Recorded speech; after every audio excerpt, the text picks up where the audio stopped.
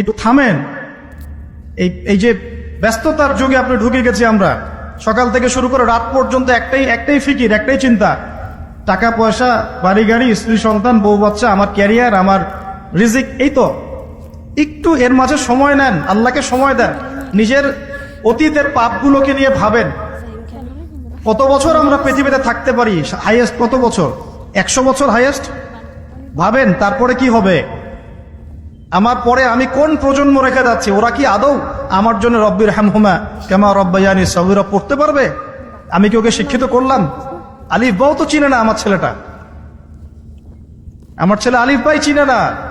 এই জেনারেশনের একটা জেনারেশন ছিল আমাদের আগের জেনারেশন, মাশাআল্লাহ। তখন কি হতো, প্রত্যেকটা গ্রামে গ্রামে, শহরে শহরে, স্কুলে কলেজে, বিভিন্ন জায়গায় বাধ্যতামূলক আপনি আরবি পড়তেন।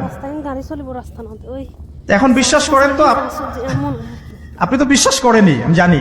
বিশ্বাস করেন কি যে আপনি এখন আরবি থেকে অনেক দূরে সরে গেছেন? আপনি এই যে পড়াশোনা করেছেন, ওই যে ভাই হাত তুললেন ফিজিক্সে, মিনিমাম 20 বছর। আপনি 20 বছরে 20টা সূরা শিখেছেন কি? আমরা আমাদের পরের জেনারেশনকে কোন হালতে রেখে যাচ্ছি, এগুলো কি ভাবতে হবে না? হবে না?